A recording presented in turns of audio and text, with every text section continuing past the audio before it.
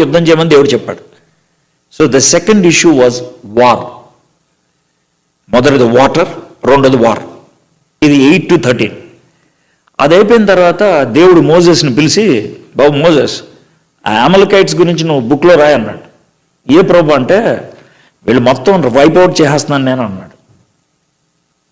So that's a warning. Water, war, warning. 15th verseలో Moses గారు జెండా ఎగరేసేసి యెహోవా నిసి, జరిగిందంతా కూడా యెహోవాని బట్టే, whether it is water or war or warning, it is from God అని దేవుడిని వర్షిప్ చేశాడు, దేవుడికి విట్నెసింగ్ చేశాడు. సో మీకు వర్డ్స్ గుర్తుండిపోతాయి కదా, water, war, warning, witness, worship. That's the whole chapter, అయిపోయింది. సో మనకున్న టైంలో we will look at only 7 verses. That's what will do. కాబట్టి మీకు ఆ మూడ్ క్రియేట్ చేస్తాను కాబట్టి మీరు ముందుకెళ్తే ఇంకా క్లియర్గా అర్థమైపోద్ది. Okay, so we look at one phrase in this. తర్వాత ఇశ్రాయేలీల సర్వ సమాజము.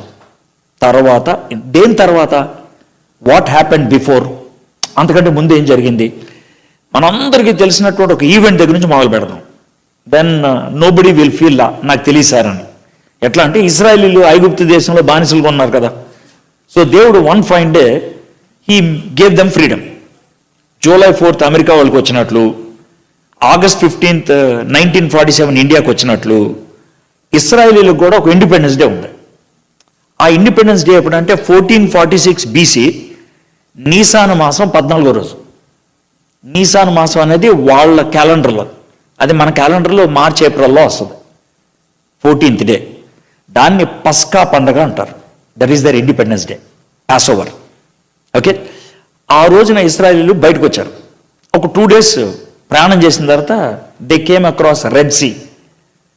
సో దేవుడు రెడ్ సీని పార్ట్ చేసి, అంటే పాయలు చేసి డ్రై ల్యాండ్లో నడిపించాడు. యూజువల్గా అంత పెద్ద మిరకల్ జరిగినప్పుడు మనం ఖుషి అయిపోతాం, పాటలు పాడతాం, దేవుణ్ణి ఆరాధిస్తాం. That's what they did. కానీ ఎక్కువసేపు లేదు అది, ఆ జాయ్.